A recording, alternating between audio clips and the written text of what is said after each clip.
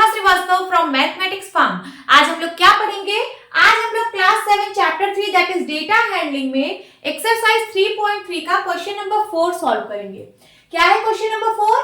The performance of a student in first term and second term is given below. यहाँ पे क्या है, एक स्टूडेंट की परफॉर्मेंस देखी जा रही है इन first term and second term, means 2 बार में एग्जाम हुआ है तो उसकी परफॉर्मेंस देखी जा रही है। ठीक है, ड्रॉ डबल बार ग्राफ। आपको एक डबल बार ग्राफ ड्रॉ करना है। Choosing appropriate scale and answer the following. एक अप्रोप्रिएट स्केल को चूज करके आपको एक डबल बार ग्राफ ड्रॉ करना है और फिर इन क्वेश्चंस के आंसर देना है।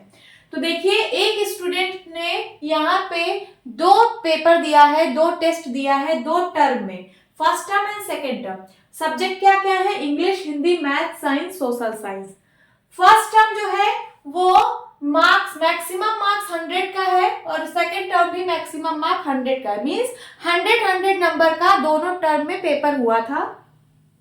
इंग्लिश में उसने 67 फर्स्ट टर्म में और दूसरे टर्म में 70 मार्क्स स्कोर किया।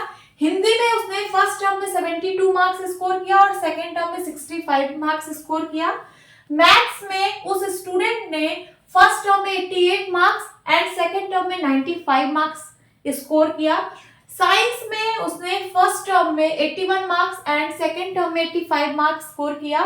सोशल साइंस में उसने 73 मार्क्स फर्स्ट टर्म में और 75 मार्क्स सेकेंड टर्म में उसने स्कोर किया। तो चलिए, सबसे पहले हम डबल बार ग्राफ ड्रॉ करते हैं, देन उसके बाद इस क्वेश्चन का आंसर देंगे इस बार ग्राफ के थ्रू। यहाँ पे डबल बार ग्राफ क्यों बनेगा? क्योंकि यहाँ पे 2 चीजें दिखाई गई हैं। जैसे यहाँ फर्स्ट टर्म और सेकेंड टर्म दो चीजें हैं ना, तो जब 2 चीजें हो तब हम डबल बार ग्राफ बनाते हैं और डबल बार ग्राफ पे हमें कंपेयर करने में आसानी रहती है। अभी हम आसानी से कंपेयर कर लेंगे कि इस स्टूडेंट ने फर्स्ट टर्म और सेकेंड टर्म किस टर्म में अच्छा मार्क्स स्कोर किया है, तो हम आसानी से कंपैरिजन कर सकते हैं बार ग्राफ के थ्रू, डबल बार ग्राफ के थ्रू। तो चलिए डबल बार ग्राफ ड्रॉ करते हैं। यहाँ देखिए, ये एक्स एक्सिस है, एक्स एक्सिस में हम सब्जेक्ट्स को शो करेंगे और ये वाई एक्सिस है, वाई एक्सिस पे जो उसने मार्क्स ऑब्टेन किए हैं, ये सब हिंदी इंग्लिश में, ये मार्क्स वाई एक्सिस पे शो करेंगे।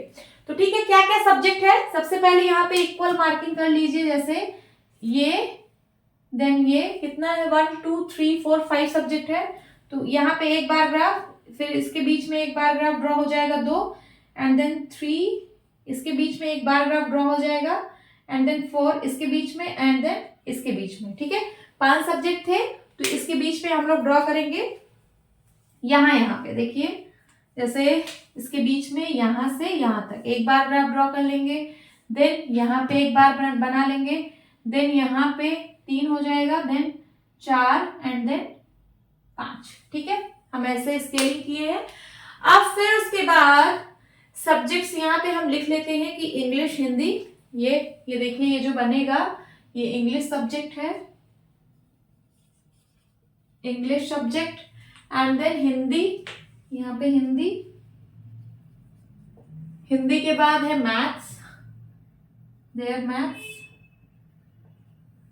एंड देन मैथ्स के बाद है साइंस, तो यहाँ पे हम साइंस लिख देते हैं, साइंस हो गया एंड देन सोशल साइंस।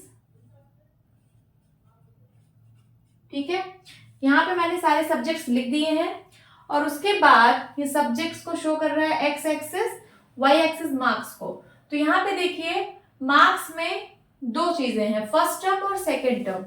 तो कैसे ड्रॉ करेंगे? इसके लिए सबसे पहले तो हम स्केल चूज करते हैं। स्केल ले लेते हैं, क्या 1 unit is equals to 10 marks. ठीक है, तो हमने ये स्केल ले लिया कि 1 unit is equals to 10 marks. क्योंकि यहाँ पे आपको टोटल 95 तक दिखाना है, तो आप 10 10 100 तक आप दिखा दोगे तो आसानी से आप कर लोगे। तो एक यूनिट में 10 मार्क्स। तो चलिए यहाँ पे यूनिट बना लेते हैं। तो चलिए यहाँ पे स्केलिंग कर लेते हैं। सबसे पहले 0, देन उसके बाद 10 20 30 40 50 60 70 80 90 एंड 100। ठीक है, ये मैंने 1 यूनिट को 10 मार्क्स माना है। ये देखिए 1 यूनिट है ना, 1 यूनिट इज इक्वल 10 मार्क्स। ये 10 मार्क्स, फिर 1 यूनिट में 10 मार्क्स, फिर 1 यूनिट में 10 मार्क्स, ऐसे 1 यूनिट जो है वो 10 मार्क्स को रिप्रेजेंट कर रहा है। अब चलिए डबल बार ग्राफ बनाते हैं।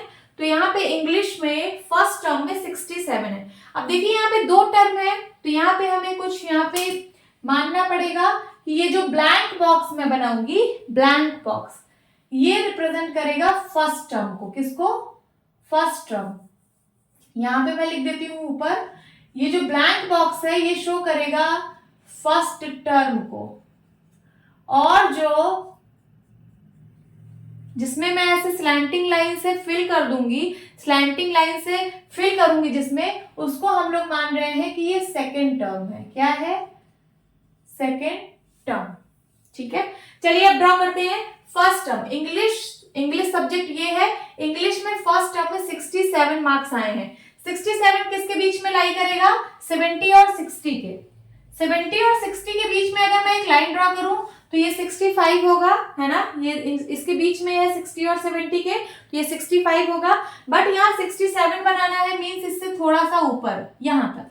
तो चलिए यहाँ पे हम बना लेते हैं।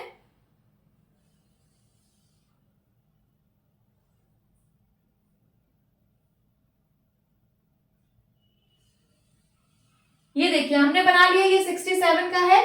तो यहाँ पे 67 लिख भी दीजिए, जिससे आपको आंसर देने में आसानी रहे। फिर उसके बाद टर्म सेकंड में इसी स्टूडेंट ने 70 मार्क्स गेन किए हैं इंग्लिश सब्जेक्ट में। तो इंग्लिश सब्जेक्ट में ही इस स्टूडेंट ने सेकंड टर्म में 70 मार्क्स स्कोर किए हैं। तो 70 यहाँ कहीं है, इसको ऐसे थोड़ा डॉटेड बनाइए, और इस ग्राफ को यहां से थोड़ा और उठा दीजिए 70 तक, और यहाँ पे एक और ग्राफ बना दीजिए। तो ये हो गया क्या? ये हो गया आपका डबल बार। डबल बार ग्राफ इसी को बोलते हैं। देखिए ये एक स्टूडेंट का ये इंग्लिश में मार्क है, टर्म 1 में और टर्म 2 में। हमने फर्स्ट टर्म को ब्लैंक छोड़ा है और सेकेंड टर्म को स्लैंटिंग लाइन से फिल किया है। तो आप इसको स्लैंटिंग लाइन से यहाँ पे फिल कर दीजिए, जिससे कि समझने में आसानी रहे कि ये फर्स्ट टर्म है और ये सेकेंड टर्म है। अब यहाँ पे शो कर दीजिए कि ये 67 है और दूसरा वाला ये 70 है। ठीक है, अब हिंदी सब्जेक्ट में देखिए फर्स्ट टर्म में 72 मार्क्स हैं। तो चलिए सबसे पहले 72 कहाँ पे है? यहाँ पे है। ये देखिए इसके एकदम मिड सेंटर पे 70 और 80 के सेंटर पे 75 होगा, और 72 इससे भी छोटा है तो यहाँ कहीं होगा 72। ठीक है, तो यहाँ पे आप ऐसे डॉटेड लाइन बनाइए, यहां तक आइए। ठीक है, अब यहां से लाइन एक्सटेंड करिए। ये देखिए ये बना 72 का ग्राफ, और उसके बाद ये सेकेंड टर्म में कितना है? सेकेंड टर्म में 65 मार्क्स है। 65 कहाँ आएगा? 60 और 70 के बीच में ये वाली लाइन है, तो ये वाली क्या है? ये 65 है। तो यहाँ पे आप एक और यहाँ पे ग्राफ बनाइए 65 का। हमने बना लिया 65 का ग्राफ, और इसको जो है आप स्लैंटिंग लाइन से फिल कर दीजिए। तो ये फर्स्ट टर्म को शो कर रहा है और ये सेकेंड टर्म को शो कर रहा है। देन मैथ्स में 88 मार्क्स हैं। 88 कहाँ होगा? ये देखिए 80 और 90 के बीच में अगर लाइन खींचू तो ये 85 है, और 88 आपको शो करना है, मीन्स यहाँ कहीं होगा। चलिए 88 पे बना लेते हैं।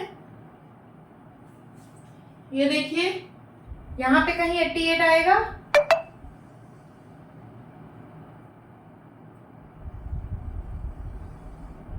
बना लिया 88, एंड देन सेकेंड टर्म में 95 मार्क्स हैं। तो इसके 90 और 100 के बीच में एक बनाइए, यहाँ पे दिखाइए क्या? 95 मार्क्स यहाँ कहीं।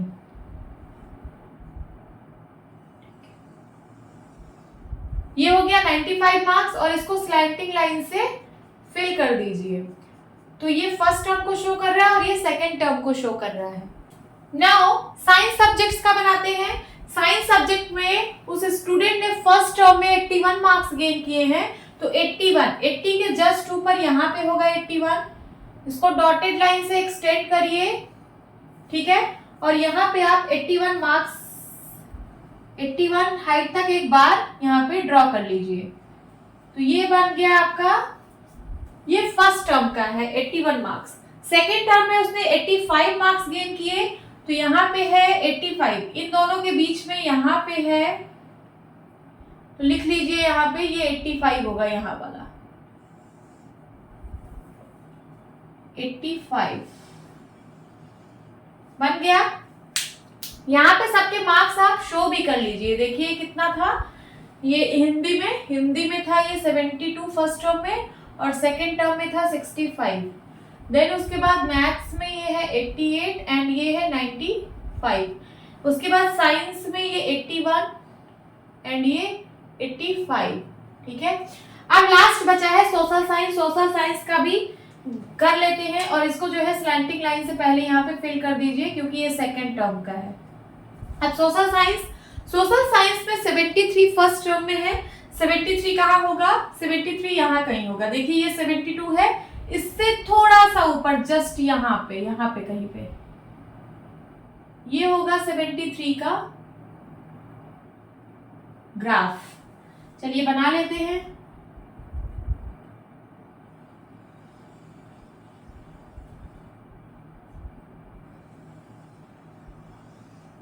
ये फर्स्ट टर्म का बना लिया हम लोगों ने ब्लैंक। उसके बाद 75 70 और 80 का सेंटर वाला लाइन, दैट इज ये वाला लाइन होगा। इसको आप एक्सटेंड करिए, इस लाइन को एक्सटेंड करना है तो यहां कहीं आएगा, और यहाँ पे हम लोगों ने ये बना लिया, और इसको जो है स्लैंटिंग लाइन से फिल कर देना है क्योंकि सेकेंड टर्म को हम लोग स्लैंटिंग लाइन से फिल किए हैं। ओके, यहाँ पे इसका मार्क्स भी शो कर दीजिए कि ये 73 है ये वाला, और ये है 75। ठीक है, हमने डबल बार ग्राफ ड्रॉ कर लिया। अब चलिए जो क्वेश्चंस यहाँ पे पूछे गए हैं उसका आंसर हम लोग देते हैं। पहला है, in this subject has the child improved his performance the most. ऐसा कौन सा सब्जेक्ट है जिसमें चाइल्ड ने अपनी परफॉर्मेंस को सबसे ज्यादा इम्प्रूव की है? तो इम्प्रूव करने का मतलब है कि यहाँ पे कंपेयर ही हो रहा है। बेसिकली डबल बार ग्राफ में कंपेयर ही करते हैं। फर्स्ट टर्म और सेकेंड टर्म का यहाँ पे कंपैरिजन हो रहा है कि कौन सा स्टूडेंट किस टर्म में अच्छा परफॉर्म कर रहा है। तो परफॉर्म कैसे हम निकालेंगे, कैसे कंपेयर करेंगे? तो ये देखिए, इसका हम लोग डिफरेंस निकालते हैं। क्या निकालते हैं? डिफरेंस। तो इसका डिफरेंस कितना आएगा? 70 में से 67 को माइनस करिए, क्या आएगा? 3 आएगा डिफरेंस। यहाँ पे इसका डिफरेंस निकालिए तो कितना आएगा? 72 और 65 का, तो 65 5 70 और 2 7 आएगा डिफरेंस। इसका डिफरेंस बताइए, तो 88 टू 90 एंड 90 प्लस 5 95। तो यहाँ पे भी 7 का डिफरेंस है। देन उसके बाद यहाँ का डिफरेंस बताइए, 81 से 85 हुआ है, 85 में से 81 गया, कितना आया? 4। और यहाँ पे कितने का डिफरेंस है? यहाँ पे 2। 75 में से 73 गया 2। तो आप बताइए ऐसा कौन सा सब्जेक्ट है जिसमें स्टूडेंट ने सबसे ज्यादा इंप्रूव किया है? तो देखिए यहाँ पे इस वाले में अगर देखते हैं तो ये है सेकेंड टर्म। पहले उसका फर्स्ट टर्म में आया था 67, सेकेंड टर्म में आया है 70। उसने कितना इंप्रूव किया? 3 मार्क्स इंप्रूव किया। ठीक है, और यहाँ देखिए हिंदी सब्जेक्ट में उसका पहले टर्म में 72 था, सेकेंड टर्म में उसने डाउन कर लिया अपनी परफॉर्मेंस। ठीक है, डाउन कर लिया, तो इसकी परफॉर्मेंस यहाँ ज्यादा तो नहीं है, यहाँ पे डाउन हुई है। यहाँ पे आप -7 लिख सकते हो। क्या लिख सकते हो? -7, क्योंकि इसके फर्स्ट टर्म में अच्छे मार्क्स थे, सेकेंड टर्म में इसकी परफॉर्मेंस डाउन हो गई है। कितना? -7 डाउन हुई है। इसने गंदा परफॉर्म किया है सेकेंड टर्म में। अब मैथ्स में देखते हैं। मैथ्स में उसका फर्स्ट टर्म में 88 था और सेकेंड टर्म में उसने 95 मार्क्स स्कोर किए। मींस यहाँ पे इसकी परफॉर्मेंस बहुत अच्छी है। और यहाँ देखिए साइंस में पहले 81 था, फिर 85 आया, यहाँ पे भी परफॉर्मेंस इसकी इंप्रूव हुई है। और सोशल साइंस में भी परफॉर्मेंस इंप्रूव हुई है, पहले 73 था, फिर 75 हुआ। तो अब आप बताइए सबसे ज्यादा किस सब्जेक्ट में उसने अच्छा परफॉर्म किया है? तो सबसे ज्यादा यहाँ पे। क्यों? क्योंकि यहाँ पे उसने 7 मार्क्स और ज्यादा अच्छा स्कोर किया, 7 मार्क्स और गेन किया। यहाँ पे इंप्रूव किया, बट यहाँ पे सिर्फ 4 मार्क्स इंप्रूव किया है, यहाँ पे सिर्फ 2 मार्क्स इंप्रूव किया है, यहाँ पे 3 मार्क्स इंप्रूव किया है। इम्प्रूव यहाँ तीनों में किया है, बट इसमें सबसे ज्यादा इम्प्रूव किया है। तो ऐसा कौन सा सब्जेक्ट है? तो मैथ्स है। आंसर क्या होगा? मैथ्स। मैथ सब्जेक्ट में उसने सबसे ज्यादा इम्प्रूव किया है। ठीक है, now second question, in which subject is the improvement is least? ऐसा कौन सा सब्जेक्ट है जिसमें इम्प्रूवमेंट कम है? ठीक है, तो कहां कहां इम्प्रूवमेंट हो रही है? इम्प्रूवमेंट यहां हो रही थी, यहां हो रही थी, यहां और यहां। यहाँ पे इम्प्रूवमेंट नहीं हो रही है, यहाँ पे तो उसकी परफॉर्मेंस डाउन हो रही है। इम्प्रूवमेंट इसमें हुई है, इसमें, इसमें और इसमें। तो सबसे कम इम्प्रूवमेंट किस में हुई है? तो जिसमें डिफरेंस कम होगा उसी में कम इम्प्रूवमेंट होगी। देखिए यहाँ पे 3 मार्क्स का इम्प्रूवमेंट हुआ है, यहाँ 7 मार्क्स का जो कि सबसे ज्यादा था, फिर 4 मार्क्स का यहाँ इम्प्रूवमेंट हुआ और यहाँ पे 2 मार्क्स का। तो सबसे कम इम्प्रूवमेंट किस में हुई है? इसमें हुई है, सोशल साइंस। तो यहाँ पे लिख दीजिए सोशल साइंस में, इस सब्जेक्ट में सबसे कम इम्प्रूवमेंट हुई। हाँ, लेकिन इम्प्रूवमेंट हुई है बट सबसे कम हुई है। अब यहाँ देखिए, has the performance gone down in any subject? क्या किसी सब्जेक्ट में परफॉर्मेंस डाउन हो रही है? यस, डाउन हो रही है। किस सब्जेक्ट में? देखिए यहाँ 72 था, फिर इसका परफॉर्मेंस डाउन हो गया सेकेंड टर्म में, 65 मार्क्स आया। कितने से डाउन हुआ? -7 से, है ना। तो किस सब्जेक्ट में डाउन हुआ है? ये देखिए कौन सा सब्जेक्ट है? हिंदी। आंसर दीजिए हिंदी। सो these are the answers of these questions. Hope students आपको ये क्लास अच्छी लगी होगी। मिलती हूँ अपनी नेक्स्ट वीडियो में, तब तक के लिए बाय बाय, टेक केयर।